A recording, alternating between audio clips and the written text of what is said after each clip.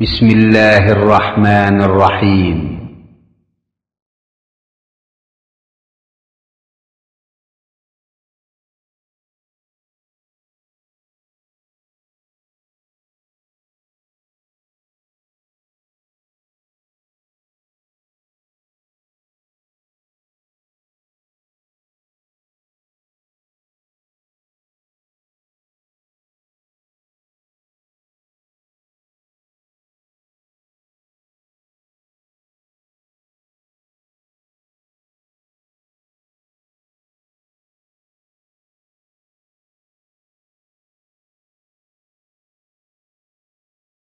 السلام عليكم ورحمة الله وبركاته. الحمد لله نحمده ونستعينه ونستغفره ونؤمن به ونعوذ بالله من شرور أنفسنا ومن سيئات أعمالنا.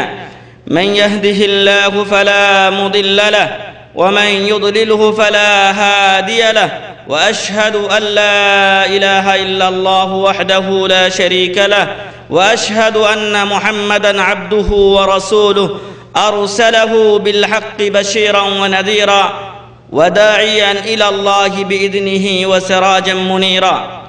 أما بعد، فإن خير الحديث كتاب الله، وخير الهدي هدي محمد صلى الله عليه وسلم، وشر الأمور محدثاتها، وكل محدثة بدعة، وكل بدعة ضلالة، وكل ضلالة في النار. فقد قال الله عز وجل في كلامه المجيد والفرقان الحميد: أعوذ بالله من الشيطان الرجيم، بسم الله الرحمن الرحيم. قل إن كنتم تحبون الله فاتبعوني يحببكم الله ويغفر لكم ذنوبكم والله غفور رحيم. وعن عائشة أن رسول الله صلى الله عليه وسلم بعث رجلا على سرية فكان يقرأ لأصحابه في صلاتهم: قل هو الله أحد. فلما رجعوا ذكروا ذلك للنبي صلى الله عليه وسلم فقال سألوه لأي شيء صنع هذا، فسألوه فقال لأنها صفة الرحمن، فأنا أحب أن أقرأها. فقال صلى الله عليه وسلم: أخبروه أن الله يحبه. رواه مسلم رحمه الله। যাবতীয় প্রশংসা ও গুণগান একমাত্র সেই মহামহিয়ান মহান রব্বুল আলামিনের জন্য, যিনি আজকে আমাদেরকে এই দার্সে বসার সুযোগ করে দিয়েছেন। সেই মহান রব্বুল আলামিনের শুকরিয়া আমরা আদা করি, বলি আলহামদুলিল্লাহ। দরুদ ও শান্তির ধারা বর্ষিত হোক বিশ্ব মানবতার মুক্তির দূত প্রিয় রাসূল মুহাম্মদুর রাসূলুল্লাহ সাল্লাল্লাহু আলাইহি ওয়াসাল্লামের উপরে, যার আদর্শ অনুকরণ করলে আমরা উভয় জগতে শান্তি লাভ করব।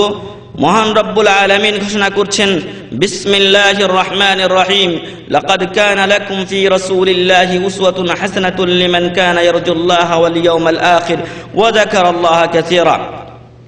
সম্মানিত উপস্থিতি, আজকে আমাদের আলোচনার বিষয় হলো, আপনি কি আল্লাহর ভালোবাসা পেতে চান? একথা বলার অপেক্ষা রাখে না যে আমরা সকলেই আল্লাহ এবং তার প্রিয় রাসূল মুহাম্মদুর রাসূলুল্লাহ সাল্লাল্লাহু আলাইহি ওয়াসাল্লামের ভালোবাসা পেতে চাই, তাদের সন্তুষ্টি পেতে চাই, এবং সেই লক্ষ্যকে সামনে রেখেই আমরা এই ইসলামী সমাবেশে একত্রিত হয়েছি, এবং এই একত্রিত হওয়ার মাধ্যমে আমরা আল্লাহর সন্তুষ্টি অর্জন করতে চাই। এখানে আমরা কিছু দ্বীনি ইলম অর্জন করতে চাই, কিছু আমাদের যে আকীদাতে, আমাদের যে আমলে, আমাদের কথাবার্তায় যে সকল ভুল ত্রুটি রয়েছে, এগুলো সংশোধনের মাধ্যমে আমরা আল্লাহর সন্তুষ্টি অর্জন করতে চাই, এবং আমরা আল্লাহকে ভালোবাসতে চাই, আল্লাহর ভালোবাসা পেতে চাই। মহান রব্বুল আলামিনের রাসূল মুহাম্মদুর রাসূলুল্লাহ সাল্লাল্লাহু আলাইহি ওয়াসাল্লাম এর সাহাবাগণের প্রতিও মহান রব্বুল আলামিন সন্তুষ্ট হয়েছিলেন, যার মাধ্যমে তারা উভয় জগতে সফলকাম হয়েছিলেন। আল্লাহ তাআলা ঘোষণা করছেন: রাদিয়াল্লাহু আনহুম ওয়া রাদু আন। আল্লাহ তাআলা তাদের উপর সন্তুষ্ট হয়েছেন, আর তাদেরকে আল্লাহ তাআলা যে পারিশ্রমিক দিয়েছেন, তাদেরকে যে ফল আল্লাহ তাআলা দিয়েছেন, তা পেয়ে তারাও আল্লাহর প্রতি সন্তুষ্ট হয়ে গিয়েছেন। তো আমরাও তাদের পথের পথিক, আমরাও তাদের পথ অনুসরণ করতে চাই, আমরাও তাদের মতো আল্লাহর ভালোবাসা পেতে চাই। আমরা চাই আমাদের প্রতি আল্লাহ সন্তুষ্ট হন, আমাদেরকে জান্নাতুল ফেরদাউস নসিব করুন, আল্লাহুম্মা আমিন। আসুন, আমরা যদি আল্লাহর ভালোবাসা পেতে চাই, তবে আমরা যদি বসে থাকি তাহলে চলবে না। কিছু কাজ আমাদেরকে করতে হবে, কিছু আমল আমাদেরকে করতে হবে। এই আমলগুলো মূলত আমি ডক্টর সালেহ বিন আব্দুল্লাহ সাইয়ার একটা ছোট পুস্তিকা থেকে নিয়েছি। আসুন আমরা দেখি মহান রব্বুল আলামিন তার ভালোবাসা যদি আমরা পেতে চাই তবে আমাদেরকে কি করতে বলছেন। প্রথমেই মহান রব্বুল আলামিন ঘোষণা করছেন, বিসমিল্লাহির রহমানির রহিম, কুল ইন কুনতুম তুহিব্বুনাল্লাহ ফাত্তাবিউনি ইউহিব্বুকুমুল্লাহ। মহান রব্বুল আলামিন তার প্রিয় রাসূল মুহাম্মদুর রাসূলুল্লাহ সাল্লাল্লাহু আলাইহি ওয়াসাল্লামকে লক্ষ্য করে বলছেন, কুল, হে নবী সাল্লাল্লাহু আলাইহি ওয়াসাল্লাম, আপনি বলে দিন, ইন কুনতুম তুহিব্বুনাল্লাহ, যদি তোমরা আল্লাহকে ভালোবাসতে চাও, মানে আমরা প্রথমত আল্লাহকে ভালোবাসবো। যদি কিছু পেতে চাই তাহলে আগে কিছু দিতে হয়। এই জন্য আল্লাহ তাআলা প্রথমে বলছেন, কুল ইন কুনতুম তুহিব্বুনাল্লাহ, যদি তোমরা আল্লাহকে ভালোবাসতে চাও তাহলে কি করতে হবে, ফাত্তাবিউনি, তোমরা আমার অনুসরণ করো। আমার বলতে মুহাম্মদুর রাসূলুল্লাহ সাল্লাল্লাহু আলাইহি ওয়াসাল্লামের অনুসরণ করো। সম্মানিত উপস্থিতি, আমরা সকলেই আল্লাহর ভালোবাসা চাই। অনেকে বিপথে আছে বা শিরক বিদআতের পথে নিমজ্জিত আছে, হয়তো তারা জানে না, কিন্তু তারাও আল্লাহর ভালোবাসা চায়। কিন্তু এই চাওয়া সীমাবদ্ধ করেছেন আল্লাহ রাসূল, আল্লাহ তাআলা একটা ছোট্ট বাক্যের মধ্যে বলছেন, ফাত্তাবিউনি, ফাত্তাবিউনি, তোমরা মুহাম্মদুর রাসূলুল্লাহ সাল্লাল্লাহু আলাইহি ওয়াসাল্লামের অনুসরণ এবং অনুকরণ করো। এজন্য সংক্ষেপে আমরা যতগুলো আমল করে থাকি তার দুটি শর্ত উলামাগণ উল্লেখ করেছেন, আর এই দুটি শর্ত আরো সংক্ষেপে মহান রব্বুল আলামিন উল্লেখ করেছেন সূরাতুল কাহফের শেষ আয়াতে। তিনি বলছেন, বিসমিল্লাহির রহমানির রহিম, ফামান কানা ইয়ারজু লিকা রাব্বিহ ফালইআমাল আমালান সালিহা ওয়ালা ইউশরিক বিইবাদাতি রাব্বিহি আহাদা। ঘোষণা হচ্ছে এখানে যে তোমাদের মধ্যে যারা আল্লাহর সাথে সাক্ষাৎ করতে চায়, মুলাকাত করতে চায়, ফামান কানা ইয়ারজু লিকা আল্লাহ, আল্লাহর সাথে কাল কিয়ামতের ময়দানে দেখা করতে চায়, আল্লাহর দর্শন পেতে চায়, ফালইআমাল আমালান সালিহা, সেজন্য সৎকর্ম করে। আর এই সৎকর্মের ব্যাখ্যায় মুফাসসিরগণ সকলে একমত যে এর অর্থ হচ্ছে আই মুওয়াফিকান ওয়া মুত্তাবিআন লিসুন্নতি রাসূলিল্লাহি সাল্লাল্লাহু আলাইহি ওয়াসাল্লাম, আমার আপনার আমলটা আল্লাহ রাসূল সাল্লাল্লাহু আলাইহি ওয়াসাল্লামের নিয়ম অনুযায়ী হতে হবে, তার পদ্ধতি অনুযায়ী হতে হবে। আল্লাহ রাসূল সাল্লাল্লাহু আলাইহি ওয়াসাল্লাম কোনো আমলের একটা পদ্ধতি দেখিয়ে দিয়েছেন, আমি তার ভিন্ন অন্য পদ্ধতিতে করতে চাই, আমার আমল আল্লাহর কাছে গ্রহণ হবে না। দ্বিতীয় শর্ত বলছেন, ওয়ালা ইউশরিক বিইবাদাতি রাব্বিহি আহাদা, আর আল্লাহর রাসূল সাল্লাল্লাহু আলাইহি ওয়াসাল্লামের তরিকায় আমল করলাম, কিন্তু আমার আমল ইখলাস ওয়াজহিল্লাহ হলো না, আল্লাহকে সন্তুষ্ট করার জন্য হলো না, তাহলে সে আমলও আল্লাহর কাছে গ্রহণ হবে না, সেই আমল শিরকে রূপান্তরিত হবে। তাই আল্লাহ তাআলা বললেন, ওয়ালা ইউশরিক বিইবাদাতি রাব্বিহি আহাদা, আর এই ইবাদত করতে গিয়ে তার পালনকর্তার সাথে, তার রবের সাথে, তার প্রভুর সাথে যেন অন্য কাউকে শরীক বা অংশীদার সাব্যস্ত না করে। তো আমরা যেটা বলছিলাম যে আমরা যদি আল্লাহকে ভালোবাসতে চাই, আল্লাহকে আমরা পেতে চাই, তাহলে আমাদেরকে আল্লাহ তাআলা বললেন, ফাত্তাবিউনি, তোমরা ওই বিভিন্ন ব্যক্তির অনুসরণ না করে মুহাম্মদুর রাসূলুল্লাহ সাল্লাল্লাহু আলাইহি ওয়াসাল্লামের অনুসরণ করো। কিন্তু এই অনুসরণ আজকে আমাদের মাঝে নেই।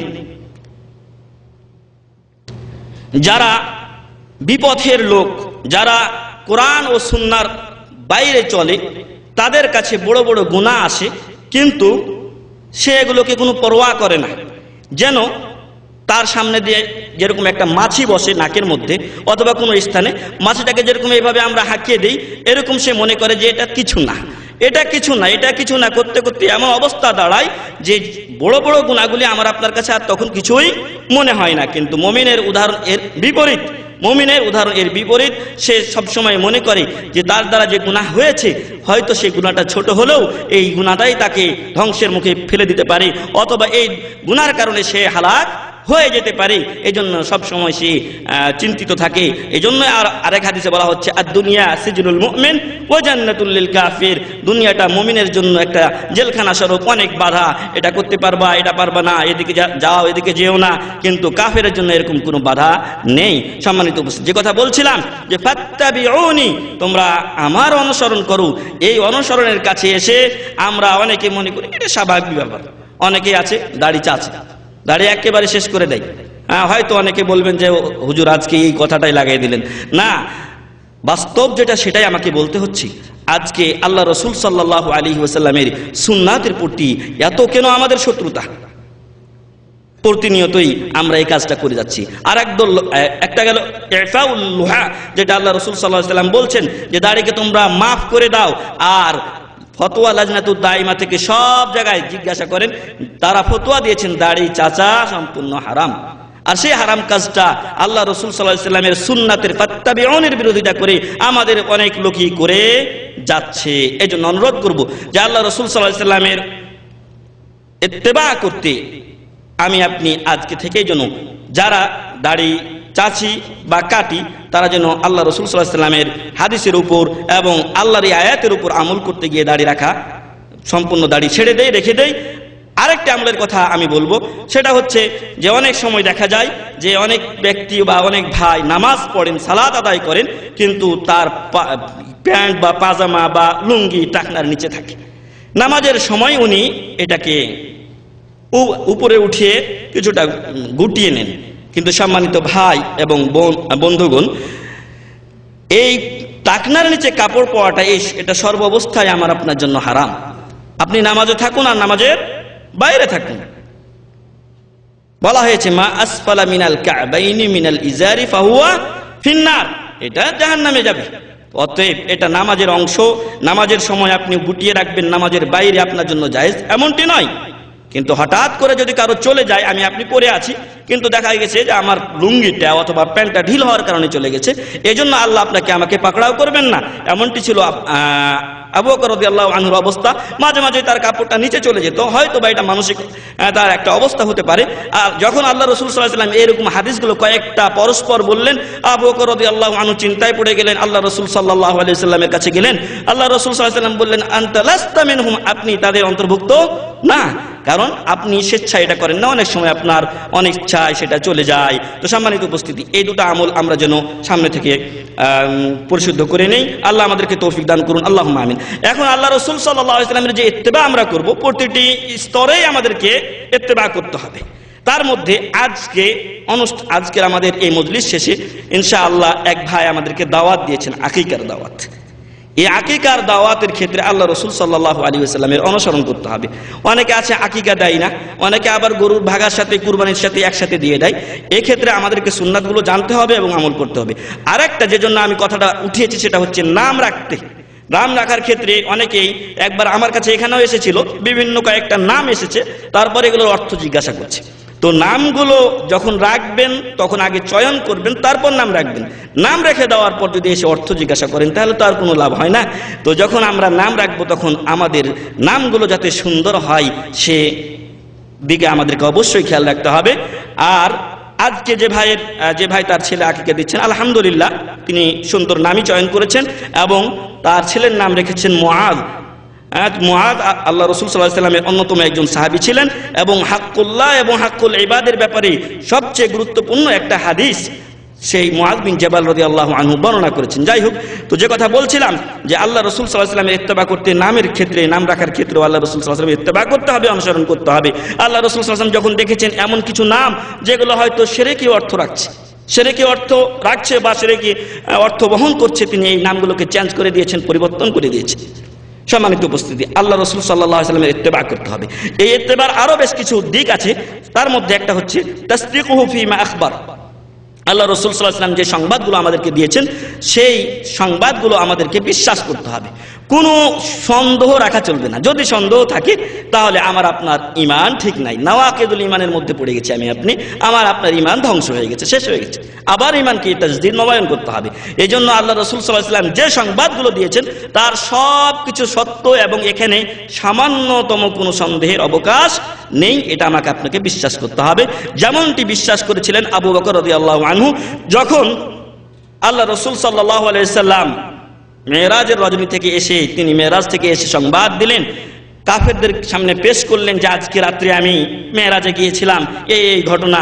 তখন তারা অট্টহাসিতে ফেটে পড়েছিল এবং আবু বকর রাদিয়াল্লাহু আনহুর কাছে গিয়ে তারা বলেছিল যে দেখেছো তোমার বন্ধু কি না বলে, হ্যাঁ আমরা মাসের পর মাস ধরে বাইতুল মুকাদ্দাস বা ফিলিস্তিনে সফর করি, আর ওখানে নাকি রাত্রের কিছু অংশে সুবহানাল্লাযী আসরা বিআবদিহি লাইলাম মিনাল মাসজিদিল হারামি ইলাল মাসজিদিল আকসা আল্লাযী বারাকনা হাওলাহু, সেখানে রাত্রের কিছু অংশে নাকি বাইতুল মুকাদ্দাস গেছে, ওখান থেকে আবার নাকি সপ্তম আকাশ পর্যন্ত চলে গেছে, আবার ওইখান থেকে ফিরে আসছে, এত এত কাজ করে ফেলেছে। এটা পাগলে ছাড়া কেউ বলতে পারে? তখন আল্লাহ আবু বকর রাদিয়াল্লাহু আনহু জিজ্ঞাসা করেছিলেন, এটা কি আব্দুল মুত্তালিবের দৌহিত্র মুহাম্মদ সাল্লাল্লাহু আলাইহি ওয়াসাল্লাম বলেছেন? বলছে হ্যাঁ। আব্দুল্লাহর পুত্র মুহাম্মদ বলেছেন? বলছে হ্যাঁ। তাহলে তিনি ঠিকই বলেছেন। আবু বকর রাদিয়াল্লাহু আনহু এভাবে তাকে সত্যায়ন করেছিলেন যে যদি এটা মুহাম্মদ বিন আব্দুল্লাহ বিন আব্দুল মুত্তালিব বলে থাকেন তাহলে তিনি সঠিক বলেছেন, এটা কোনো সন্দেহ নেই। আল্লাহু আকবার। এই জন্য আল্লাহ রাসূল সাল্লাল্লাহু আলাইহি ওয়াসাল্লাম সেদিন থেকে তার নাম দিলেন আবু বকর সিদ্দিক রাদিয়াল্লাহু আনহু। এবং যে আয়াতে বলা হয়েছে সিরাতাল্লাযীনা আনআমতা আলাইহিম, হে আল্লাহ আমাদেরকে ওই সমস্ত লোকদের পথ দেখান যাদের উপর আপনি নিয়ামত দিয়েছেন, অনুগ্রহ করেছেন, আর ওই লোকদের আল্লাহ তাআলা উল্লেখ করছেন মিনান্না অপরায়াতে, এই আয়াতে না অপরায়াতে, মিনান নাবিয়্যিন ওয়াস সিদ্দীকিন ওয়াস শুহাদা ওয়াস সালিহিন ওয়া হাসুনা উলাইকা রাফিকা, তাদের মধ্যে একটা দল আছেন যারা আবু বকর সিদ্দিক রাদিয়াল্লাহু আনহুর দল। সম্মানিত উপস্থিতি, যে কথা বলছিলাম যে যখন আমাদের সামনে রাসূল করিম সাল্লাল্লাহু আলাইহি সাল্লামের কোনো কথা সাব্যস্ত হবে তখন ওটাকে নির্দ্বিধায় আমাদেরকে বিশ্বাস করে নিতে হবে। 2 নম্বর, ইমতিসাল আমরিহি সাল্লাল্লাহু আলাইহি ওয়াসাল্লাম, যখন আল্লাহ রাসূল সাল্লাল্লাহু আলাইহি ওয়াসাল্লামের কোনো আদেশ আমার আপনার সামনে আসবে তখন ওখানে আমার আপনার কোনো ইখতিয়ার চলবে না। আল্লাহ তাআলা ঘোষণা করছেন, ওয়ামা কানা লিমুমিনিন ওয়ালা মুমিনাতিন ইযা কাদাল্লাহু ওয়া রাসূলুহু আমরান আন ইয়াকুনা লাহুমুল খিয়ারাতু মিন আমরিহিম। সূরা আহজাবের 36 নম্বর আয়াতে মহান রব্বুল আলামিন বলছেন, যখন আল্লাহ এবং তার রাসূল সাল্লাল্লাহু আলাইহি ওয়াসাল্লাম কোন আদেশ দিয়ে দেন, মুমিনদের সামনে সে আদেশ, সে নির্দেশ চলে আসে, তখন তাদের নিজেদের কোনো ওই ব্যাপারে ইখতিয়ার নেই। এই জন্যই তো আমি আপনি মুসলিম। মুসলিম মানে আত্মসমর্পণকারী। কার কাছে আমি আপনি আত্মসমর্পণ করছি? মহান রব্বুল আলামিনের কাছে।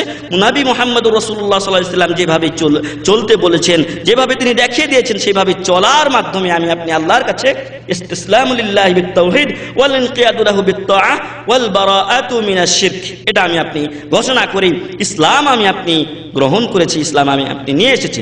তাই যখন আল্লাহ এবং তার রাসূলের কোনো বিধান আসবে তখন আমান্না ওয়া সাল্লামনা, ওটা আমাকে আপনাকে মেনে নিতে হবে। 3 নম্বর জিনিস হচ্ছে আল্লাহ রাসূল সাল্লাল্লাহু আলাইহি ওয়াসাল্লাম আমাকে আপনাকে যা নিষেধ করেছেন তা থেকে অবশ্যই বিরত থাকতে হবে। যদি বিরত না থাকি তাহলে আমার আপনার রাসূল করিম সাল্লাল্লাহু আলাইহি ওয়াসাল্লামের ইত্তেবা করা হলো না। এরপরে 4 নম্বর জিনিস হচ্ছে আল্লাহ ইউকাদ্দিমা কাউলা আহাদিন মিনাল বাশার আলা কাউলিন নবী সাল্লাল্লাহু আলাইহি ওয়াসাল্লাম, মানুষদের মধ্য থেকে আল্লাহ রাসূল সাল্লাল্লাহু আলাইহি ওয়াসাল্লামের কথার উপরে অন্য কারো কথাকে প্রাধান্য দেওয়া চলবে না। যেখানে আল্লাহ রাসূল সাল্লাল্লাহু আলাইহি ওয়াসাল্লামের কথা চলে এসেছে সেখানে আবু বকর রাদিয়াল্লাহু আনহু, ওমর রাদিয়াল্লাহু আনহু তাদের কথাও মানা যাবে না। আব্দুল্লাহ ইবনে আব্বাস রাদিয়াল্লাহু আনহুমা বলছেন, তার সামনে পেশ করা হলো একটা মাসআলা, তখন তিনি বললেন ক্বালা রাসূলুল্লাহ সাল্লাল্লাহু আলাইহি ওয়াসাল্লাম কাযা, এই মাসআলার ব্যাপারে আল্লাহ রাসূল সাল্লাল্লাহু আলাইহি ওয়াসাল্লাম এরকম বলেছেন। তখন মানুষেরা বললেন যে ক্বালা আবু বকর ওয়া ওমর কাযা, আবু বকর এবং ওমর রাদিয়াল্লাহু আনহুমা তারা এই মাসআলার ব্যাপারে এরকম বলেন। আব্দুল্লাহ ইবনে আব্বাস বাহরুল উম্মাহ, এবং যার জন্য আল্লাহ রাসূল সাল্লাল্লাহু আলাইহি ওয়াসাল্লাম দোয়া করেছিলেন, সেই আব্দুল্লাহ ইবনে আব্বাস রাদিয়াল্লাহু আনহুমা তিনি বলছেন, ইউশাকু আন তুনজালা আলাইকুম হিজারাতাম মিনাস সামা আকুলু ক্বালা রাসূলুল্লাহ সাল্লাল্লাহু আলাইহি ওয়াসাল্লাম ওয়া তাকুলুনা ক্বালা আবু বকর ওয়া ওমর, আমার মনে হচ্ছে যে অতি সত্য তোমাদের উপর আসমান থেকে, আকাশ থেকে পাথর নিক্ষেপ হবে। আমি বলছি যে আল্লাহ রাসূল সাল্লাল্লাহু আলাইহি ওয়াসাল্লাম বলছেন আর তোমরা বলছো আবু বকর এবং ওমর বলছেন। আল্লাহু আকবার। যেখানে আল্লাহ রাসূল সাল্লাল্লাহু আলাইহি ওয়াসাল্লামের পরে দুজন সর্বশ্রেষ্ঠ উম্মতের লোক আবু বকর এবং উমরের সাথে আল্লাহ রাসূল সাল্লাল্লাহু আলাইহি ওয়াসাল্লামের কথার তুলনা চলে না, সেখানে আমার আপনার বর্তমান যুগের লোক কি করে যে পেশাব করে ঠিকমতো পানি নেয় না, পায়খানা করার পরে কিভাবে ইস্তেঞ্জা করতে হবে রাসূল করিম সাল্লাল্লাহু আলাইহি ওয়াসাল্লামের সুন্নাত মোতাবেক সে জানে না, তাদের কথার সাথে আমার রাসূল মুহাম্মদুর রাসূলুল্লাহ সাল্লাল্লাহু আলাইহি ওয়াসাল্লামের কথার তুলনা করতে পারি। তাই সম্মানিত উপস্থিতি, আমি আপনি যেন এই ভুলটি না করি যে আল্লাহ রাসূল সাল্লাল্লাহু আলাইহি ওয়াসাল্লামের কথার উপরে অন্য কারো কথাকে প্রাধান্য দিই, বরং সব সময় আল্লাহ রাসূল সাল্লাল্লাহু আলাইহি ওয়াসাল্লামের কথাকে আমাকে আপনাকে অগ্রাধিকার দিতে হবে। এরপরে 5 নম্বর জিনিস হচ্ছে আল্লাহ ইয়াবতাদিয়া ফি দীনিল্লাহি মা লাম ইয়াতি বিহি রাসূল সাল্লাল্লাহু আলাইহি ওয়াসাল্লাম কাওলান আও ফি'লান আও ই'তিকাদান। আল্লাহ রাসূল সাল্লাল্লাহু আলাইহি ওয়াসাল্লাম যে দিন নিয়ে এসেছেন সেই দিনের মধ্যে কোনো বেদাত করা চলবে না। আল্লাহ রাসূল সাল্লাল্লাহু আলাইহি ওয়াসাল্লাম যে দিন নিয়ে এসেছেন তা পরিপূর্ণ না অপরিপূর্ণ? পরিপূর্ণ দিন নিয়ে এসেছেন। আল্লাহ তাআলা ঘোষণা করছেন আল ইয়াউমা আকমালতু লাকুম দীনাকুম ওয়া আতমামতু আলাইকুম নি'মাতি ওয়া রাদিতু লাকুমুল ইসলাম দীনা। পরিপূর্ণ দিন আল্লাহ তাআলা আমাদেরকে দিয়েছেন, এখানে নতুন সংযোজনের কোনো দরকার নেই। অতএব সেটা আমল হোক, কাজ হোক আমার আপনার কথা হোক, অথবা আমার আপনার বিশ্বাস বা আকীদা হোক না কেন, কোনো স্থানেই ইসলামে নতুন কিছু সংযোজন করার অবকাশ নেই। এবং আল্লাহ রাসূল সাল্লাল্লাহু আলাইহি ওয়াসাল্লামের ইত্তেবার অন্যতম শর্ত হচ্ছে যে তার দ্বীনে নতুন কিছু সংযোজন করা চলবে না। এরপরে 6 নম্বর জিনিস হচ্ছে যে আল্লাহ ইয়াবতাদিআ ফি হাক্কিহি মা লাইসা মিনহু। আল্লাহ রাসূল সাল্লাল্লাহু আলাইহি ওয়াসাল্লাম তার নিজের ব্যাপারেও কোনো কিছু বেদাত করা যাবে না। একটা হচ্ছে তিনি যে দিন এনেছেন, এটা আগে আমরা বলেছি যে তিনি যে দিন নিয়ে এসেছেন সেই দিনের ব্যাপারে কোনো বেদাত করা চলবে না, নতুন সংযোজন করা চলবে না, বিয়োজন করা চলবে না। ঠিক এমনই ভাবে আল্লাহ রাসূল সাল্লাল্লাহু আলাইহি ওয়াসাল্লামের নিজের নাফসের, নিজের আত্মার ব্যাপারেও কোনো কিছু নতুন সংযোজন করা চলবে না। কিন্তু এক্ষেত্রে এসে আমাদের দেশে ভুরি ভুরি বেদাত সৃষ্টি হয়ে গেছে। আল্লাহ রাসূল সাল্লাল্লাহু আলাইহি ওয়াসাল্লামের নিজের ব্যাপারে আল্লাহ রাসূল সাল্লাল্লাহু আলাইহি ওয়াসাল্লাম মেরাজে গিয়েছিলেন, ওই দিনের একটা ইবাদত শুরু করে দিয়েছে।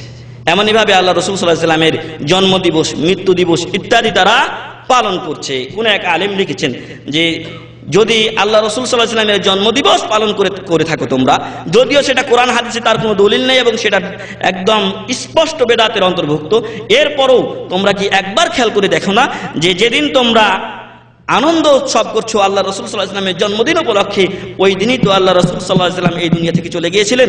ইয়াউমুল ইসনাইন 12ই রবিউল আউয়াল, এটা সবচেয়ে বিশুদ্ধ যে আল্লাহ রাসূল সাল্লাল্লাহু আলাইহি ওয়াসাল্লাম এই দিনে চলে গিয়েছিলেন। কিন্তু তার জন্মদিবস নিয়ে ইখতিলাফ বাইনাল মুআররিখিন, ঐতিহাসিকদের মাঝে ইখতিলাফ বা মতভেদ আছে যে তিনি ইয়াউমুল ইসনাইন ঠিক আছে, কিন্তু সেটা 12ই রবিউল আউয়াল ছিল কিনা সে ব্যাপারে ইখতিলাফ আছে ঐতিহাসিকদের ভিতরে। সম্মানিত উপস্থিতি, যে দিনকে নিয়ে ইখতিলাফ ওই দিনে মিলাদ করছে আর খেয়াল করছে না একবারও যে সঠিক ইতিহাস অনুযায়ী আল্লাহ রাসূল সাল্লাল্লাহু আলাইহি ওয়াসাল্লাম 12ই রবিউল আউয়াল ইয়াউমুল ইসনাইন সোমবারের দিন দুনিয়া থেকে বিদায় নিয়েছিলেন।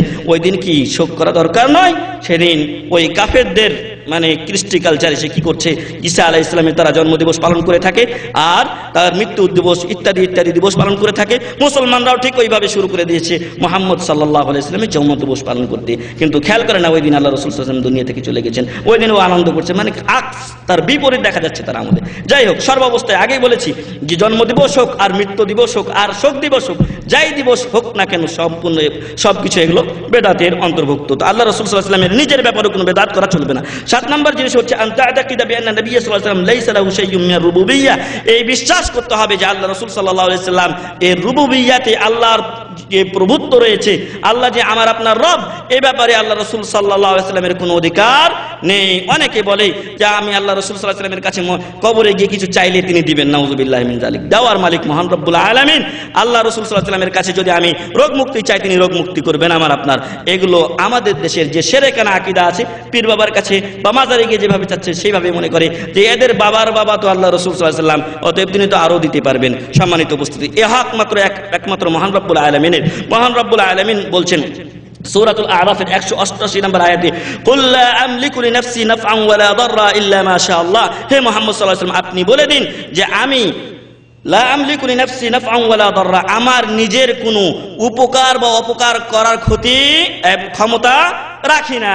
কুল লা আমলিক, আমি ক্ষমতা রাখি না, লিনাফসি আমার জন্য, নাফআন ওয়া লা দাররা, দরার হচ্ছে ক্ষতি আর নাফ হচ্ছে উপকার, উপকার অপকারের ক্ষতি নিজেই আমি নিজের রাখি না, ইল্লা মাশা আল্লাহ, তবে আল্লাহ যা ইচ্ছা করেন। যখন অনেক সময় আমি আপনি হয়তো নিজেকে কিছুটা বাঁচিয়ে নিতে পারি, এটা কি জন্য? এটা আল্লাহ চেয়েছেন বলেই, কিন্তু আল্লাহর ইচ্ছার বিরুদ্ধে আমি আপনি নিজেকে ক্ষতি থেকে বাঁচাতেও পারি না, ঠিক এমনই কোনো উপকারও পৌঁছাতে পারি না। এটা যদি তার নিজের জন্য হয় তাহলে অপরের জন্য কি করে হতে পারে যে আরেকজনকে তিনি বাঁচিয়ে দিবেন? সম্মানিত উপস্থিতি, তাই আমাদের খেয়াল রাখতে হবে যে আল্লাহ রাসূল সাল্লাল্লাহু আলাইহি সাল্লাম রুবুবিয়্যাতের ব্যাপারে, এই পৃথিবী পরিচালনার ব্যাপারে, গুনাহ মাফের ব্যাপারে, অথবা আমার আপনার ক্ষতি উপকার বা কোনো কিছু দেওয়া বা বাধা দেওয়ার ব্যাপারে কোনো ক্ষমতা রাখেন না। এই হক একমাত্র মহান রব্বুল আলামিনের। এই জন্য আমাকে আপনাকে প্রত্যেকের হক জানতে হবে এবং তাকে সে হক আদায় করে দিতে হবে। আল্লাহর হক আল্লাহর স্থানে এবং রাসূল করিম সাল্লাল্লাহু আলাইহি ওয়াসাল্লামের হক রাসূলের স্থানে। আল্লাহর পরেই আমরা যাকে মানব তিনি হলেন মুহাম্মদ সাল্লাল্লাহু আলাইহি ওয়াসাল্লাম। এরপরে ৮ নম্বর হচ্ছে ইহতিরামু আকওয়ালিহি বিমানা লা তাদাওয়া হাদিসহু সাল্লাল্লাহু আলাইহি ওয়াসাল্লাম ফি আমাকিন গায়রি লায়িকা। আল্লাহ রাসূল সাল্লাল্লাহু আলাইহি ওয়াসাল্লামের কথাগুলিকে সম্মান করতে হবে, ইহতিরাম করতে হবে। আল্লাহ রাসূল সাল্লাল্লাহু আলাইহি ওয়াসাল্লামের যেখানে হাদিসগুলো আছে ওই হাদিসের কিতাবটাকে আমি এক জায়গায় ফেলে রেখে দিলাম, এমনটি আমার আপনার দ্বারা যেন না হয়। অনেক সময় আপনারা বই নিয়ে যান আমাদের এখান থেকে, এই বইগুলোতে আল্লাহ রাসূল সাল্লাল্লাহু আলাইহি ওয়াসাল্লামের এবং মহান রব্বুল আলামিনের বাণী লিখিত থাকে। অনেক সময় এটা চটি বই হোক না কেন, হয়তো দেখবেন 20 পৃষ্ঠার বই অথবা 15 পৃষ্ঠার বই, কিন্তু এরপরও এখানে কোরআন ও হাদিস লিখিত আছে। তাই এটাকে কোনো সময় পায়ের যেখানে হয়তো চলাফেরা করছে এরকম স্থানে আপনি ফেলে রাখবেন না, বরং এটাকে এক মর্যাদাকর স্থানে, একটু উঁচু স্থানে রাখবেন। এইভাবেই আল্লাহ রাসূল সাল্লাল্লাহু আলাইহি ওয়াসাল্লামের হাদিসগুলোকে আমাদেরকে ইহতিরাম করতে হবে। এমনইভাবে আল্লাহ রাসূল সাল্লাল্লাহু আলাইহি ওয়াসাল্লামকে যেভাবে সাহাবাগণ যখন জীবিত ছিলেন রাসূল সাল্লাল্লাহু আলাইহি ওয়াসাল্লাম তখন সম্মান করেছেন, ঠিক তেমনি আল্লাহ রাসূল সাল্লাল্লাহু আলাইহি ওয়াসাল্লামের মৃত্যুর পরও তাকে আমাদেরকে সম্মান করতে হবে। আল্লাহ রাসূল সাল্লাল্লাহু আলাইহি ওয়াসাল্লামের কবরে গিয়ে, ওখানে গিয়ে চিল্লাচিল্লি করা যাবে না, আমাদের আওয়াজটা উঁচু করা যাবে না। বলা হচ্ছে কোরআনের আয়াতে, ইয়া আইয়ুহাল্লাযীনা আমানু লা তারফাউ আসওয়াতাকুম ফাওকা সাওতিন নাবিয়্যি ওয়া লা তাজহারু লাহু বিল কাওল কাজাহরি বা'দিকুম আন তাহবাতা কাজাহরি বা'দিকুম লিবা'দ আন তাহবাতা আমালুকুম ওয়া আনতুম লা তাশউরুন। যে হে মুমিনরা, তোমরা তোমাদের আওয়াজকে আল্লাহ রাসূল সাল্লাল্লাহু আলাইহি ওয়াসাল্লামের আওয়াজের উপরে উঁচু করিও না, ওয়া লা তাজহারু লাহু, এবং চিল্লাচিল্লি করিও না তার কাছে তোমরা, কাজাহরি বা'দিকুম লিবা'দ। আমি আপনি যখন আছি পরস্পর তখন বন্ধু বান্ধব চিল্লাচিল্লি করতে পারি, কিন্তু রাসূল সাল্লাল্লাহু আলাইহি ওয়াসাল্লামের কাছে কি তোমরা চিল্লাচিল্লি করিও না? কাজাহরি বা'দিকুম লিবা'দ, তোমাদের পরস্পরের চিল্লাচিল্লির মতো বা জোরে কথা বলার মতো। আর যদি করো তাহলে কি হবে? ও এটা সম্ভাবনা রয়েছে যে আন তাহবাতা আমালুকুম, তোমাদের আমলগুলো নষ্ট হয়ে যাবে, ওয়া আনতুম লা তাশউরুনা, তোমরা জানতেই পারবে না। সম্মানিত যে কথাগুলো বললাম প্রায় 9টি পয়েন্ট আমরা বলেছি, এগুলো হচ্ছে আল্লাহ রাসূল সাল্লাল্লাহু আলাইহি ওয়াসাল্লামকে ইত্তেবা করার ধারাবাহিক যে সিরিয়াল সেগুলো আমরা উল্লেখ করলাম। এভাবেই আল্লাহ রাসূল সাল্লাল্লাহু আলাইহি ওয়াসাল্লামে ইত্তেবা করতে হবে, যেগুলো আমরা উল্লেখ করলাম এখানে এবং এর আগে উল্লেখ করেছি। এই দিকগুলো দিয়ে আল্লাহ রাসূল সাল্লাল্লাহু আলাইহি ওয়াসাল্লামকে আমাদেরকে অনুসরণ করতে হবে। এরপরে যদি আমরা এটা করতে পারি তাহলে আল্লাহ বলছেন কি, ইউহিব্বুকুমুল্লাহ, যেটা আমাদের আজকের বিষয়, যে আল্লাহর ভালোবাসা আমি আপনি কি পেতে চাই। তো যদি আমি আপনি এই কাজটা করি, আল্লাহ রাসূল সাল্লাল্লাহু আলাইহি ওয়াসাল্লামের পদে পদে অনুসরণ করি, আল্লাহ তাআলা বলছেন ইউহিব্বুকুমুল্লাহ, মহান রব্বুল আলামিন তোমাদেরকে ভালোবাসবেন। ওয়া ইয়াগফির লাকুম যুনুবাকুম, ইসলামের নিয়ম এবং প্রিয় রাসূল সাল্লাল্লাহু আলাইহি ওয়াসাল্লামের এক বিশেষ দিক এবং ভালো দিক ছিল যে যখন তাকে প্রশ্ন করা হতো তো প্রশ্ন করার চাইতে উত্তরটা একটু আরো স্পষ্ট করে দিতেন। আল্লাহ রাসূল সাল্লাল্লাহু আলাইহি ওয়াসাল্লামের সাহাবাগণ যখন সমুদ্রে ভ্রমণ করতেন তখন তাদের কাছে অল্প পানি থাকতো, আর যদি ওই পানি দিয়ে ওযু করেন তারা, তাহলে খাওয়ার পানি শেষ হয়ে যায়, লবণাক্ত পানি থাকে। আর আপনারা জানেন এই সমুদ্রের পানি কেমন লবণাক্ত, আর ওই লবণাক্ত পানি তাদের পক্ষে পান করা সম্ভব নয়। আল্লাহ রাসূল সাল্লাল্লাহু আলাইহি ওয়াসাল্লামকে সাহাবাগণ জিজ্ঞাসা করলেন যে আমরা কি সমুদ্রের পানি দিয়ে ওযু করব? প্রশ্ন এতটুকু, আমরা কি সমুদ্রের পানি দিয়ে ওযু করব? আল্লাহ রাসূল সাল্লাল্লাহু আলাইহি ওয়াসাল্লাম বললেন হুয়া তাহুরু মাউহু ওয়াল হিল্লু মাইতাতুহু, এই পানিটা পবিত্র, মানে ওযু করা জায়েজ। তারপরে বললেন আরেকটু জিয়াদা বললেন অতিরিক্ত, ওয়াল হিল্লু মাইতাতুহু, এখানে যে সকল মাছ ইত্যাদি জিনিস যেগুলো খাওয়া হালাল, এগুলো যখন এখানে মরে যায় তখন এগুলো খাওয়াও হালাল। ওয়াল হিল্লু মাইতাতু, এর মৃত্যু জিনিসগুলো খাওয়া হালাল। সম্মানিত উপস্থিতি, এখান দিয়ে প্রমাণ যেটা করতে চেয়েছে সেটা হচ্ছে যে আল্লাহ তাআলা আমাদেরকে তো ভালোবাসবেন যদি রাসূল সাল্লাল্লাহু আলাইহি ওয়াসাল্লামের ইত্তেবা করি, এরপরও আরো কিছু জিনিস অতিরিক্ত দেওয়া হবে, সেগুলো হচ্ছে ওয়া ইয়াগফির লাকুম যুনুবাকুম, আল্লাহ আমাদের গুনাহগুলি ক্ষমা করে দিবেন। সুবহানাল্লাহি ওয়া বিহামদি ওয়াল্লাহু গফুরুর রহিম। আর গুনাহ ক্ষমা করার জন্য আল্লাহর কি গুণ দরকার? ক্ষমাশীল হওয়া দরকার। তাই আল্লাহ বললেন ওয়াল্লাহু গফুরুর রহিম, আল্লাহ ক্ষমাশীল, রাহিম দয়ালু। যদি দয়া না করে ক্ষমা করবে কি করে? এই জন্য প্রত্যেক আয়াতের শেষে যেখানে বলা হয়েছে গফুরুর রহিম অথবা আরো বিভিন্ন ভাবে শেষ করা হয়েছে, ওই শেষ করার সাথে তার আয়াতের একেবারে সুন্দর মিল আছে, যেটা হয়তো যারা অর্থ জানি না আমরা বুঝতেও পারি না। এখানে মহান রব্বুল আলামিন ওয়াগফির লাকুম যুনুবাকুম উল্লেখ করলেন, তারপরে বললেন আল্লাহু গফুরুর রহিম। যাই হোক, আমরা যদি মহান রব্বুল আলামিনের ভালোবাসা পেতে চাই তাহলে এক নম্বরে আল্লাহ রাসূল সাল্লাল্লাহু আলাইহি ওয়াসাল্লামের অনুসরণ করতে হবে, তবে আল্লাহ তাআলা আমাদেরকে ভালোবাসবেন, আমাদের গুনাহগুলো ক্ষমা করবেন। আল্লাহ আমাদেরকে তাদের অন্তর্ভুক্ত করুন, আল্লাহুম্মা আমিন। এরপরে 2 নম্বর যে কথা বলবো আমরা, সেখানে বেশ কয়েকটি গুণের কথা বলা হয়েছে। মহান রব্বুল আলামিন বলছেন বিসমিল্লাহির রহমানির রহিম, ইয়া আইয়ুহাল্লাযীনা আমানু মান ইয়ারতাদ্দা মিনকুম আন দীনিহি ফাসাউফা ইয়াতিল্লাহু বিকওমিন ইউহিব্বুহুম ওয়া ইউহিব্বুনাহু। আল্লাহ তাআলা বলছেন, হে ঈমানদারগণ, তোমাদের মধ্য থেকে কেউ যদি তার দিন থেকে সরে যায়, মুরতাদ হয়ে যায়, তাহলে অতি সত্বর আল্লাহ তাআলা এমন একটা জাতি বা কওমকে নিয়ে আসবেন যারা ইউহিব্বুহুম, আল্লাহ তাদেরকে ভালোবাসবেন, ওয়া ইউহিব্বুনাহু, তারাও আল্লাহ তাআলাকে ভালোবাসবেন। অর্থাৎ রাদিয়াল্লাহু আনহুম ওয়া রাদু আনের প্রতিফলন এখানে ঘটছে যে আল্লাহ তাআলা ওই সমস্ত লোক যারা মুরতাদ হয়ে যাবে তাদেরকে বাদ দিয়ে নতুন একটা কওম, একটা জাতি সৃষ্টি করবেন। তো এরকম জাতি আল্লাহ তাআলা কিন্তু সৃষ্টি করেছেন। কওমে লূতকে আল্লাহ ধ্বংস করে দিয়েছেন, কওমে নূহকে আল্লাহ তাআলা ধ্বংস করে দিয়েছেন, আবার নতুন প্রজন্ম তৈরি হয়েছে। সম্মানিত উপস্থিতি, যে কথা বলছিলাম যে আল্লাহ তাদেরকে ভালোবাসবেন, তারাও আল্লাহকে ভালোবাসবে। তাহলে কি করতে হবে আমাদেরকে? ওই সমস্ত লোক, তাদের গুণ হবে এরকম, আদিল্লাতিন আলাল মুমিনিন, তারা মুমিনদের প্রতি সদয় হবেন। আমরা পরস্পর আমাদেরকে সদয় হতে হবে, একজন আরেকজনের বিপদে আপদে আমাদেরকে সাড়া দিতে হবে। এমনই ভাবে যদি একজন আরেকজনের উপরে কোনো বিপদ দেখি অথবা দেখি আরেকজন তার উপরে নির্যাতন করছে, জুলুম করছে, তাহলে আমাকে আপনাকে তার প্রতিবাদ জানাতে হবে। তো আদিল্লাতিন আলাল মুমিনিন, মুমিনদের প্রতি তারা সদয় হবে, এটা ওই সমস্ত লোকদের গুণ। আইজ্জাতিন আলাল কাফিরিন, কিন্তু কাফিরদের প্রতি তারা খুব কঠোর হবে। আর এই কথাটাই মহান রব্বুল আলামিন আরেক আয়াতে বলছেন, মুহাম্মাদুর রাসূলুল্লাহ ওয়াল্লাযীনা মাহু আশিদ্দাউ আলাল কুফফারি রুহামাউ বাইনাহুম।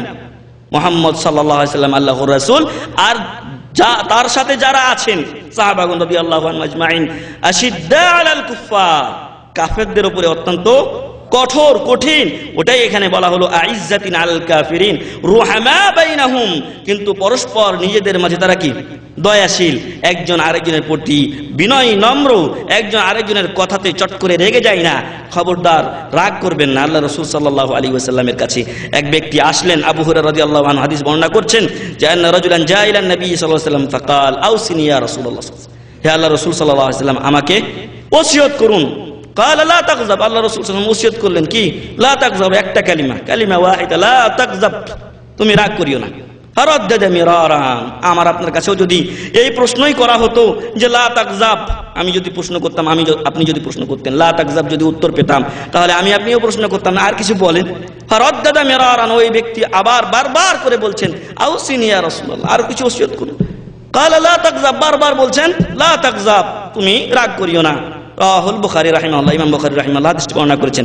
এখান থেকে প্রমাণের বিষয় যে পরস্পর যখন আমরা একজন আরেকজনের সাথে চলাফেরা করব, দিনী ভাইদের সাথে যেন কোনো সময় রাগারাগি না করি, কারণ রাগারাগি করলে আরো তাফরিক সৃষ্টি হবে।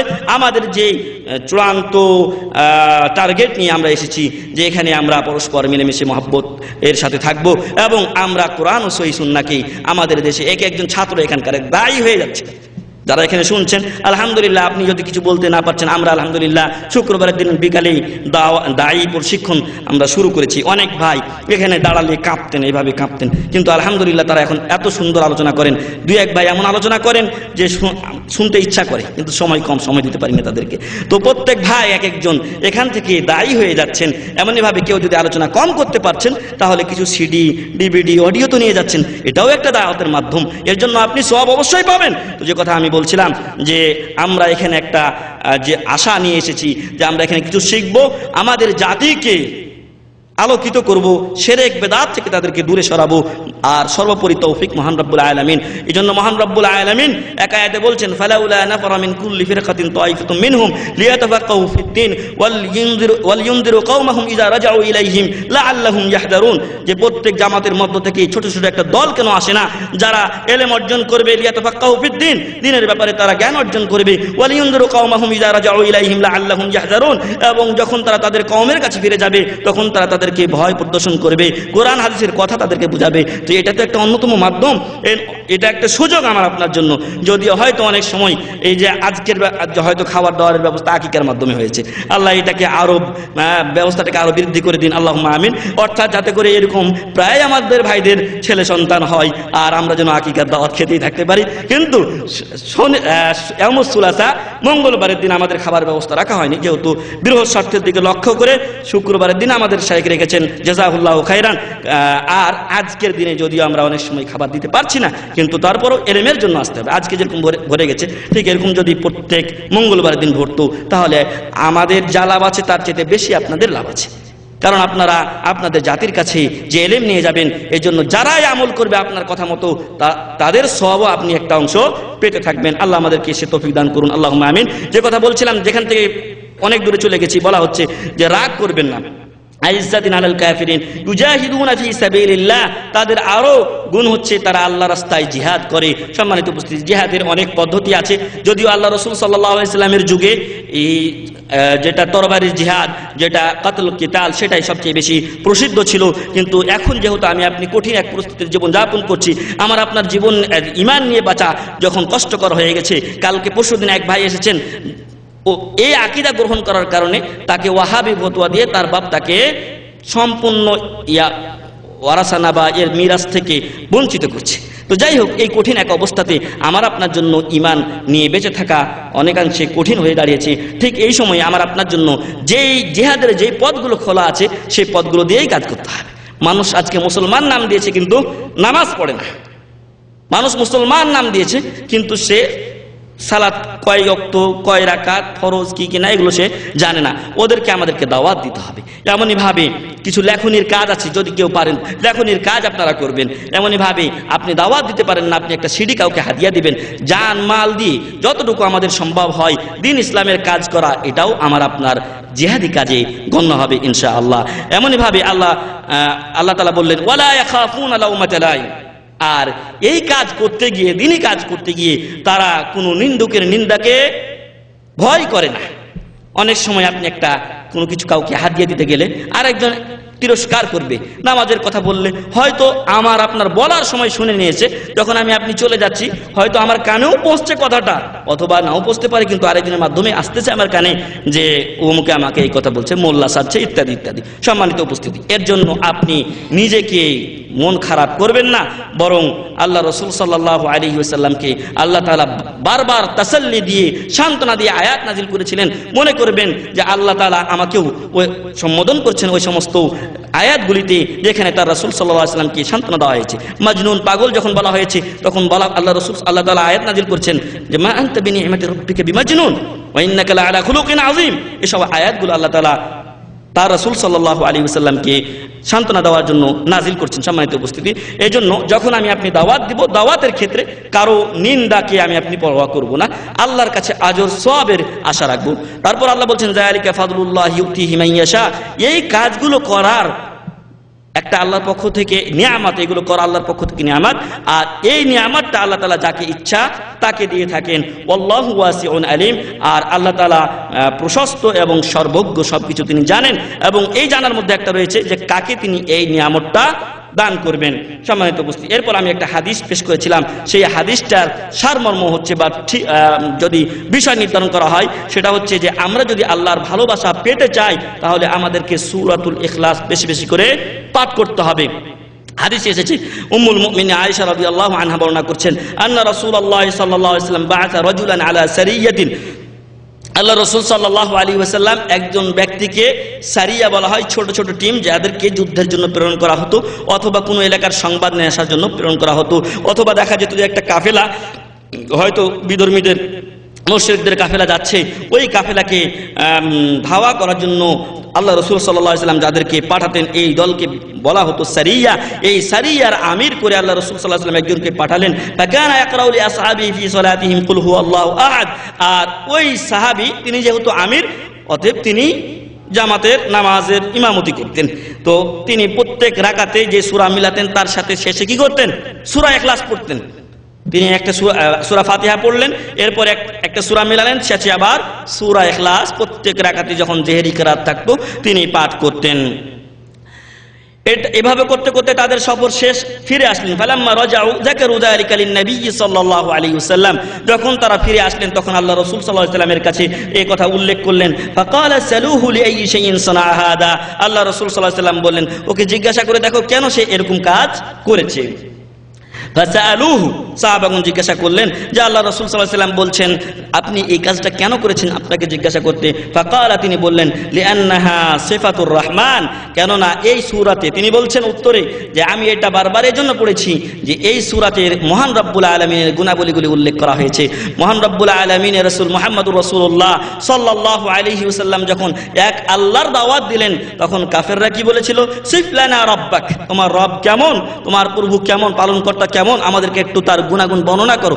মহান রব্বুল আলামিন তখন সূরাতুল ইখলাস নাযিল করলেন, বলে দিলেন বিসমিল্লাহির রহমানির রহিম কুল হুয়াল্লাহু আহাদ, বলে দাও হে মুহাম্মদ সাল্লাল্লাহু আলাইহি ওয়াসাল্লাম আল্লাহ এক এবং অদ্বিতীয়, আল্লাহুস সামাদ, আল্লাহ অমুখাপেক্ষী, আল্লাহুস সামাদ লাম ইয়ালিদ ওয়া লাম ইউলাদ, আল্লাহ কাউকে জন্ম দেননি এবং কারো কাছ থেকে জন্মগ্রহণ করেননি, ওয়া লাম ইয়াকুল লাহু কুফুয়ান আহাদ, এবং আল্লাহর সমকক্ষ কেউ নেই।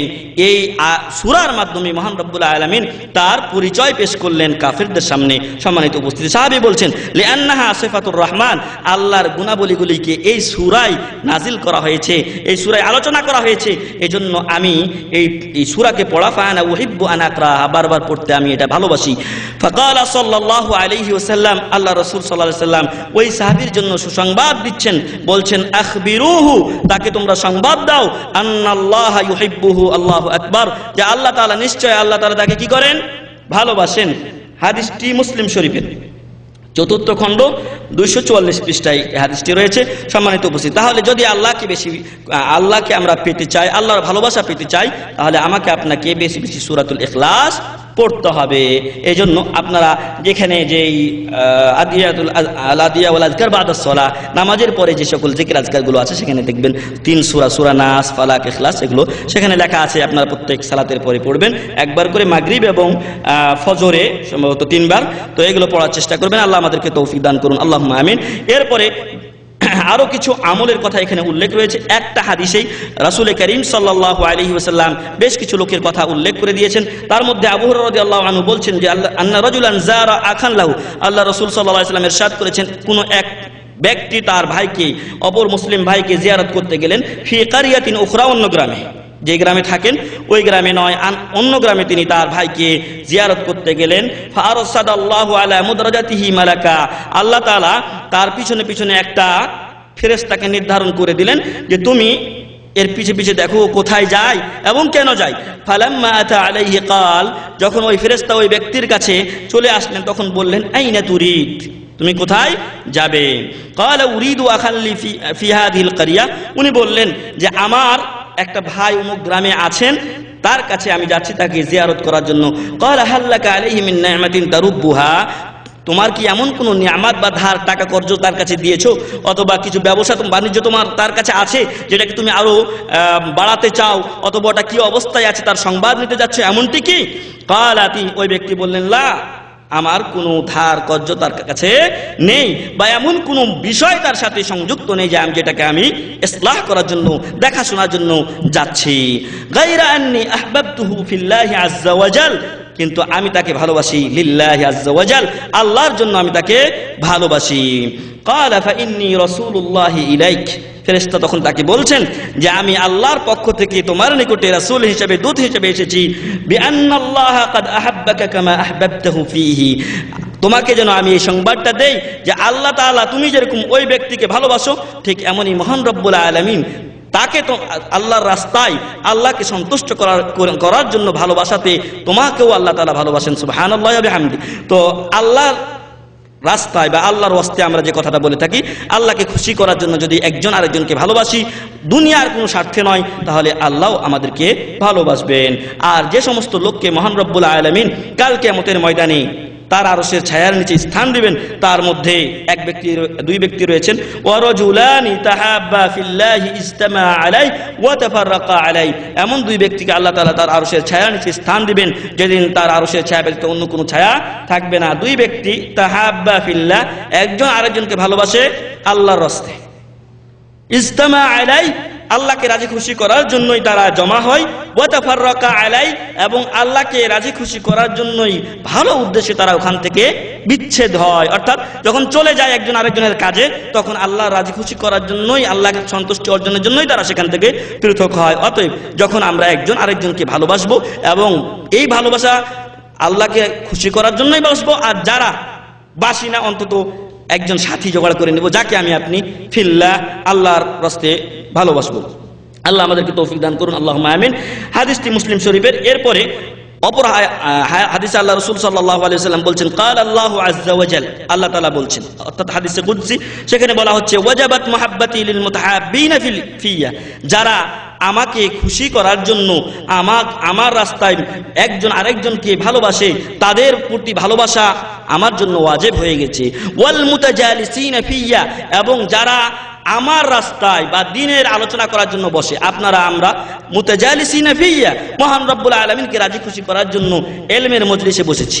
আর যখন কোনো ইলমের মজলিসে আমরা বসি, তখন এটাকে হাফাতহুমুল মালায়েকা, ফেরেশতারা ঘিরে নেন, ওয়া নাযালাত আলাইহিমুস সাকিনাহ, তাদের প্রতি আল্লাহর শান্তি নাজিল হয়, ওয়া গাশিয়াতহুমুর রাহমাহ, আল্লাহর রহমতে আমাদেরকে আচ্ছাদিত করে নেয়, এবং বলা হচ্ছে ওয়া যাকারাহুমুল্লাহু ফীমান ইনদাহ, আল্লাহর কাছে যারা আছেন ফেরেশতাদের কাছে আল্লাহ তাআলা আমাদের কথা জিকির করেন। দেখো আমার এই বান্দারা, তারা আমার দ্বীনকে শেখার জন্য, আমার দ্বীনকে জানার জন্য, কোরআন ও সহিহ সুন্নাহ মোতাবেক আমলের জন্য তারা আজকে এখানে একত্রিত হয়েছে।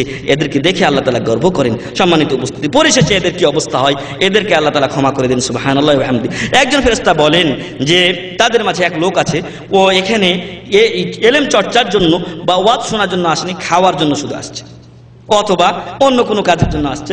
তো আল্লাহ তাআলা বলবেন যে লা ইশকা জালিসুহুম, যাক বেচারা যখন এদের সাথে এসেছে, এই মজলিসটা যেহেতু ইলমের মজলিস, এদের মাধ্যমে আমি ওকে আর দুর্ভাগা করতে চাই না, ওকেও ক্ষমা করে দিলাম। সুবহানাল্লাহি ওয়া বিহামদিহি।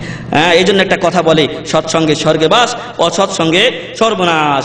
এই সৎসঙ্গে কিছুটা আসার জন্য আল্লাহর ক্ষমাটা পাওয়া যাচ্ছে। সম্মানিত উপস্থিতি, যে কথা বললাম যে মুতাজালিসিনা ফি, আল্লাহর রাস্তায় যারা বসেন, আলাপ আলোচনা করেন, অনেক সময় হয়তো এক আলেমের কাছে গেলেন, একটা মাসলা নিয়ে জানতে চান, আপনি এমনি দুনিয়ার আলোচনা না করে, হয়তো দরকার দুনিয়াবি দরকার থাকলে আপনি সেটা ছাড়েন, কিন্তু সাথে সাথে কিছুটা দুনিয়ার দ্বীনের আলোচনা করেন। ওয়াল মুতাযাবিরিনা ফি, এবং যারা আল্লাহ রাস্তায় একজন আরেকজনকে জিয়ারত করে, যার কথা একটু আগে আমরা পড়ে এসেছি। এমনই ভাবে আজকে খুব স্মরণ হচ্ছে একজন আলেমকে, বাংলাদেশের, উনি আহলুল হাদিসের আলেম, শেখ মোহাম্মদ আলী, উনার বাড়ি সিলেটে। আমি যখন নরসিংদী গিয়েছি, তখন হঠাৎ আমি একটা চাকরি করতাম, খালি বাংলাদেশ ঘুরে বেড়াতে হতো। তো নরসিংদীতে যখন গেছি, তখন তাদেরকে যখন জিজ্ঞাসা করলাম, তখন তারা বললেন যে ঢাকা থেকে বা সিলেটে, উনি কখন কোন জায়গা থেকে এসেছেন আল্লাহই জানে। তো উনি ঢাকাতে থাকতেন, ওই ঢাকাতে যখন চাকরির সময় 2-3 দিন ছুটি পেতেন, হয়তো বুধবারের দিন উনি বিকালবেলা চলে আসতেন তাদের এখানে দাওয়াতি কাজ পরিচালনার জন্য নিজের উদ্যোগে। আল্লাহু আকবার। এই খেদমতগুলো আছে। অনেক সময় ভাইয়েরা আমাদেরকে বলেন যে কই আপনাদের খেদমতই নাই। ভাই, আমাদের খেদমত আছে, কিন্তু আমরা এই মানুষের ভিড়ের চাপে আসল মানুষটা হারিয়ে যায়। আসলে অল্প সংখ্যক লোক, তাদের দাওয়াতি যে প্রচার, সেখানে অনেক বাধা এবং কিছু মাল মেটেরিয়ালও দরকার, সেটা হয়তো পর্যাপ্ত নেই।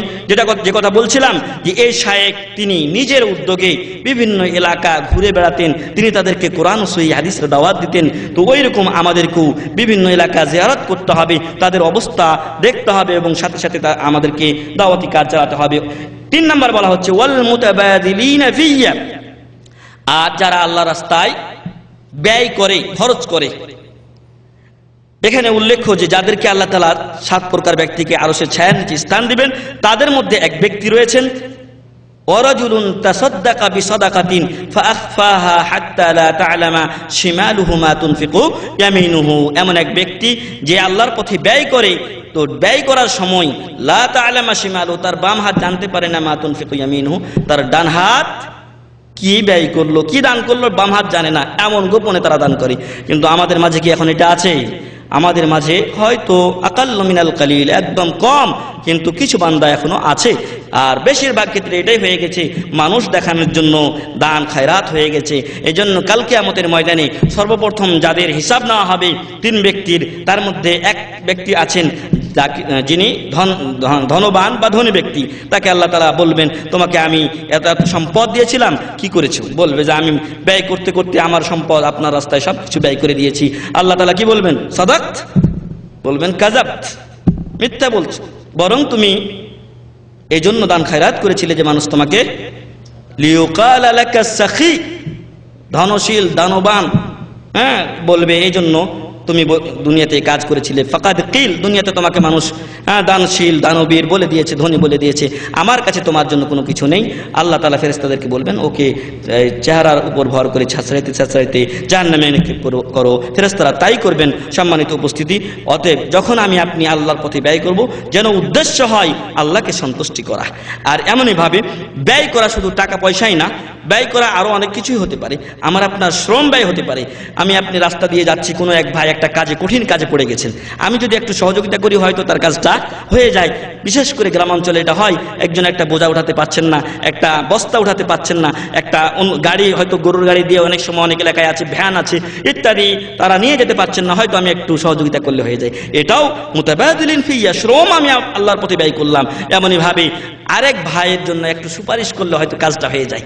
অনেক সময় একটা সুপারিশের জন্য একটা কাজ হয় না, তো এই সুপারিশটা যদি আপনি করি, তাহলে অনেকে হয়তো খেয়াল করে যে যদি সুপারিশ করি তাহলে ওর কাছে আমার মান কমে যাবে।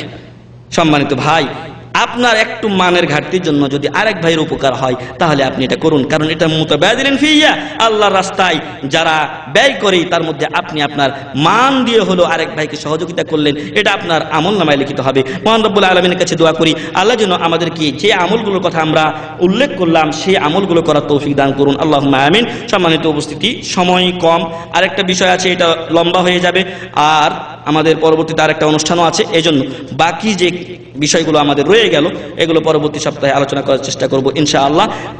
পরিশেষে এটাই বলতে চাই যে আমরা যেই কাজগুলো, আমলগুলোর কথা এতক্ষণ ধরে আলোচনা করলাম, শুধু শুনে এ কান দিয়ে শুনলাম আর এ কান দিয়ে বের করে দিলাম এমনটি যেন না হয়, বরং আমাদের যেন উদ্দেশ্য হয় যা শুনলাম তা আমরা আমল করব। এবং যদি কারো আরো বেশি জানার আগ্রহ থাকে, আরো যদি তাহকিক করতে চান, তবে আমাদের সাথে যোগাযোগ করবেন, আপনারা ইনশাআল্লাহ আমাদের সার্বিক সহযোগিতা পাবেন। মহান রব্বুল আলামিনের কাছে দোয়া করি, আল্লাহ যেন আমাদেরকে এই কাজগুলো করার মাধ্যমে আল্লাহর ভালোবাসা লাভের, আল্লাহর সন্তুষ্টি লাভের তৌফিক দান করেন, আল্লাহুম্মা আমিন। রব্বানা যালামনা আনফুসানা ওয়া ইল্লাম তাগফির লানা ওয়া তারহামনা লানাকুনান্না মিনাল খাসিরিন। রব্বানা আতিনা ফিদ দুনিয়া হাসানাতাও ওয়া ফিল আখিরাতি হাসানাতাও ওয়া কিনা আযাবান নার। এক ভাই প্রশ্ন করেছেন, অজান্তে মা বা তার সন্তানের জন্য একটি গরু দিয়ে 4+2 জনের অধিকার আকিকা দিয়ে থাকলে জানার পর পুনরায় সুন্নাত মোতাবেক আকিকা দিতে হবে কিনা। সম্মানিত প্রশ্নকারী ভাইকে বলছি যে আসলে মূলত এটা সুন্নাত থাকে 7, 14, 21 দিন পর্যন্ত। যখন আপনি আমল করতে না পারি, তো কিছু কিছু আলেম ওলামা বলছেন যে পরবর্তীতে দিয়ে দিতে পারে, তবে সেটা পুরাপুরি সুন্নাত মোতাবেক হচ্ছে না, কারণ এর আগেই তো বলা হয়েছে যে 7 দিন, 14 দিন, 21 দিনের মধ্যে। অন্য সব কাজের জন্য আমার আপনার টাকা পয়সা হয়, কিন্তু হয়তো বা কিছু ভাই আছেন যাদের হয়তো তৌফিক জুটে না, কিন্তু বেশিরভাগ লোক এমন আছে দেয় না, পরে একসাথে দিব। তো এরকম অলসতা করা ঠিক না। তো যখন জানতে পেরেছে, যদি তার সামর্থ্য থাকে দিতে পারে, দিয়ে দিলে উত্তম, কারণ ভাগাতে যেটা 4+2 জনের আকিকা দিয়েছে গরু দিয়ে, তো এগুলো তো হবে না, কারণ আল্লাহ রাসূল সাল্লাল্লাহু আলাইহি ওয়াসাল্লাম এই হাসান হুসাইনের যখন আকিকা দিয়েছেন তখন কাবশাইনি আমলাহাইন, মোটা তাজা 2টা দুম্বা দিয়েছেন, অথবা আমার আপনার যেটা ছাগল আছে দেশে সেটা দিতে পারি, এতে কোনো, আর যদি মেয়ে হয় তাহলে একটা দিতে হবে, ছেলে হলে 2টা, মেয়ে হলে একটা। আর এর উপরে আমল করার জন্য যদি, যেহেতু ওটা আদায় হয়নি, ওটা গরু গোস্ত খাওয়া হয়েছে, হ্যাঁ স্পষ্ট করেই বলি, ওটা আর গরুর গোস্ত খাওয়া হয়েছে, যদি দিতে চাই তাহলে দিয়ে দিবেন ইনশাআল্লাহ। এরপরে কত দিনের মধ্যে আকিকা দিতে হয় এটা উল্লেখ করেছি। তো সময় মতো না দিলে মরার আগ পর্যন্ত যে কোনো সময় আকিকা দিতেই হবে, এরকম কোনো শর্ত আছে কিনা। যদি সামর্থ্য না থাকে তাহলে দেওয়ার কোনো প্রয়োজন নেই, সামর্থ্য থাকলে দিয়ে দিলে ভালো। এরপর আকিকা না দিয়ে মারা গেলে আকিকা সম্পর্কে জিজ্ঞাসিত হবে কিনা, মৃত ব্যক্তির জন্য আকিকা দিতে হবে কি না, মৃত ব্যক্তির জন্য কোনো দরকার নেই, আর আকিকা সম্পর্কে জিজ্ঞাসা করা হবে না যদি তৌফিক প্রথমত না থাকে। অনেকে আছে আমার বাবা আমার আকিকা দিয়েছিলেন কিন্তু পরবর্তীগুলো দিতে পারেননি, তো কি হয়েছে, আটকে আছে নাকি? আটকে থাকবে না, তখন তার সামর্থ্য ছিল না, পরবর্তীতে কেউ যদি ভালো কাজ মনে করে করে তো দিবে, আর না যদি দেয় কোনো সমস্যা নেই। রাসূল সাল্লাল্লাহু আলাইহি ওয়াসাল্লামকে বাবার বাবা বলা ঠিক কি? বলা হচ্ছে প্রশ্নে যে রাসূল সাল্লাল্লাহু আলাইহি ওয়াসাল্লামকে বাবার বাবা বলা ঠিক কি? তো রাসূল সাল্লাল্লাহু আলাইহি ওয়াসাল্লাম নিজেই শিক্ষা দিয়েছেন তাকে কি বলতে হবে।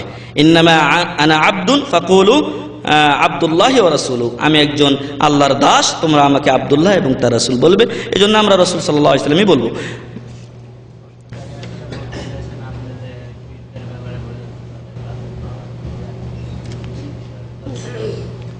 ও এটা আমরা আসলে রেওয়ায়াতান বর্ণনা করতে গিয়ে বলেছি, কিন্তু তাদেরকে তো আমরা আর বাবার বাবা স্বীকারও করি না। যাদেরকে পীর বাবাদেরকে আমরা বলেছি ওটা দেশে বলা হয় তাই বলেছি। রেওয়ায়াতান কোনো কিছু একটা কথা, আর একটা হচ্ছে তাকে আমি সরাসরি বলা। আমরা এটা বলেছি বর্ণনা করতে গিয়ে। এক ভাই বলেছেন যে আমার চাকরি নাই, আমার একটা চাকরি জরুরি দরকার। এই যে এখনই চলে এসেছে মুতাবাদিলিনা ফি, একটু আগে আমরা পড়লাম। কোনো ভাইয়ের কাছে যদি চাকরির সংবাদ থাকে দয়া করে এই ভাইকে জানাবেন। হ্যাঁ, কোনো ভাইয়ের কাছে যদি চাকরির সংবাদ থাকে তাহলে দয়া করে এই ভাইকে জানাবেন বা আমার কাছে জানাবেন, আর এই ভাইও আমার সাথে যোগাযোগ করবেন। ঠিক আছে, শেষ করব না, 15 মিনিট সময় আছে, 10টা বেজে যাবে, অনেক লোকের কাজ আছে। তো যাই হোক, বাকি প্রশ্নগুলো ইনশাআল্লাহ পরবর্তীতে জবাব দেওয়ার চেষ্টা করব। মহান রব্বুল আলামিনের কাছে দোয়া করি আল্লাহ যেন আমাদের সকলের সকল গুনাহ খাতা মাফ করেন, আল্লাহুম্মা আমিন। মহান রব্বুল আলামিন যেন আমাদেরকে যেভাবে আজকে এখানে একত্রিত করেছেন, কাল কিয়ামতের ময়দানে আল্লাহর ভালোবাসা এই দুনিয়াতে অর্জন করে জান্নাতুল ফিরদাউস এইভাবে একত্রিত করেন, আল্লাহুম্মা আমিন। রব্বানা ইগফির লানা ওয়া লিইখওয়ানিল্লাযিনা সাবাকুনা বিল ঈমান ওয়া লা তাজআল ফি কুলুবিনা গিল্লাল লিল লাযিনা আমানু রব্বানা ইন্নাকা রাউফুর রহিম। যে ভাই আকীকা দিচ্ছেন তার জন্য আপনারা দোয়া করবেন, তার সন্তানের জন্য আপনারা দোয়া করবেন যাতে করে আল্লাহ তার ছেলেকে দীর্ঘায়িত করেন এবং দ্বীনের পথে রাখেন, এবং সাথে সাথে তাকে দ্বীনের ইলম দান করে একজন আলেম বা আমাল তৈরি করেন। আল্লাহ তাকে সে তৌফিক দান করুন, আল্লাহুম্মা আমিন। সুবহান রাব্বিকা রাব্বিল ইজ্জাতি আম্মা ইয়াসিফুন ওয়া সালামুন আলাল মুরসালিন ওয়া আলহামদুলিল্লাহি রাব্বিল আলামিন। আসসালামু আলাইকুম ওয়া রাহমাতুল্লাহি ওয়া বারাকাতুহু।